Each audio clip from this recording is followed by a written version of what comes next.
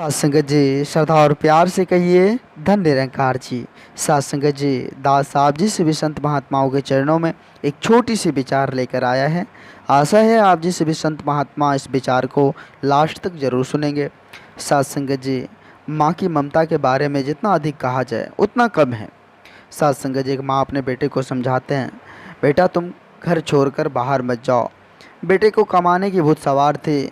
सात संगत जी बेटे माँ को लाख समझाते थे, माँ घर की स्थिति बहुत ख़राब है, पड़ोस में देखो कितने अच्छे से जीवन यापन कर रहे हैं, उनके पास धन दौलत है, सब कुछ है, हमारे पास कुछ भी नहीं है, दो वक्त की रोटी पर आफत है, यहाँ गांव में रहकर हम कोई भी काम नहीं कर पा रहे हैं, हमें घर से बाहर जाने दो, बाहर से जो है हम कमा कर लाएंगे, हमारे भी घर का स्थिति ठीक हो जाएगा।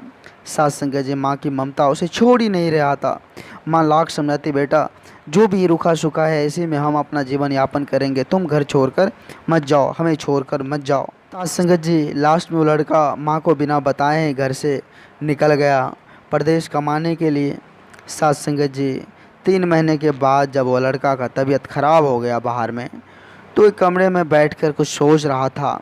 तभी माँ की याद आ गई कि माँ कैसी होगी, अकेली होगी, किस हाल में होगी। सात संगत जी उसे माँ की याद सताने लगी। वह लड़का उसी हालत में, उसी तबीयत ख़राब की हालत में सात संगत जी वह घर के लिए निकल पड़े। सात संगत जी एक दिन के बाद जब वह गांव पहुँचे तो रात हो गई थी। घर पहुँचते पहुँचते सात संगत जी पूरे गांव में सन्नाटा था। जब उसकी नज़र अपने घर के दरवाजे पर पड़ा तो देखा कि घर का दरवाज़ा खुली है।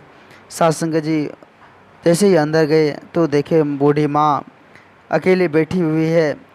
सात संगत जी माँ जैसे अपने बेटे को देखा गले लगकर रोने लगे कि बेटा तुम हमें कहाँ छोड़कर चले गए थे, कितने इंतज़ार में हम बैठे हुए थे।